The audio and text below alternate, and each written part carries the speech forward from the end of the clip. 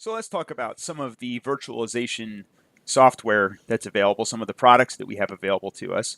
And these different products can be licensed in different ways. So they can either be open source or they might be licensed through some kind of commercial licensing, or they might be in the public domain. From a licensing perspective, installing an operating system or application on a virtual machine is the same as installing on a physical computer. So you still have the same licensing concerns with something like Microsoft Windows Server or with a Linux machine, which typically is open source, as you would as if you were installing on a physical server. So nothing changes there from a licensing perspective. The other thing you have to be aware of as far as licensing goes is now you're running multiple copies of the same virtual machine sometimes.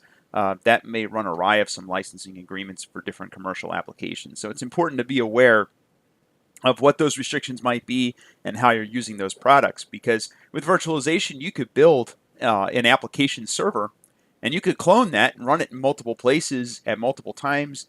And again, that might run awry of the licensing agreements that you might have for those commercial applications. So virtualization products can be classified as either workstation, data center, or cloud-based. So these are the three basic types of virtualization platforms that are available to us. Typically, workstation virtualization is typically type 2 hypervisors, which we talked about in the previous video. So type 2 hypervisors, again, we already talked about the benefits that it's easy to install those on a desktop environment. You can run virtual appliances, so you can download an appliance off the internet. You can just spin it up in your VM environment on your workstation to try different applications and products and things of that nature. It's used frequently for software development as a configuration workbench, so you can run machines on your desktop to do configurations before you deploy them up to the cloud or into a virtual environment. And we'll talk about that later on in the course and how people do that. For help desk support, for example, let's say in your environment, your help desk staff has to support many different operating systems for their application. You may want to have access to all these different operating systems from their desktop in order to support those different environments. And of course, classroom training, which we do here at Drexel. We use virtualization for workstations all the time for classroom training. In some cases, we ask students to install some virtualization software, a Type 2 hypervisor, for use in a course. Sometimes we give them access to one in a third-party environment. Sometimes we use the cloud, and we'll talk about different ways to use the cloud in this course as well. So here are some of the different products that are available out there. So VMware, as you can see here, is probably the most prevalent vendor of hypervisors. They have a workstation product, which we're going to use in this course. We're going to try using the VMware Workstation product in some of our labs. It runs on both Windows and Linux. They also have a product for the Mac as well. So it runs on Windows, Linux, or Mac.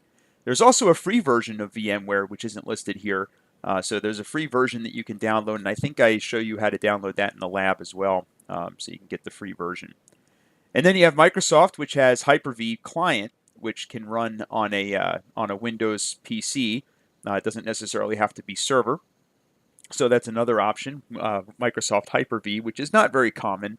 Not many people use Hyper-V on the workstation in my experience. And then you have Oracle, which has a product called Virtualbox. So Virtualbox is a nice little product. We're going to play around with that in this course, Virtualbox. It's only available as a workstation hypervisor. We'll talk about the other two, which also have Type 1 hypervisors. But it's a good product.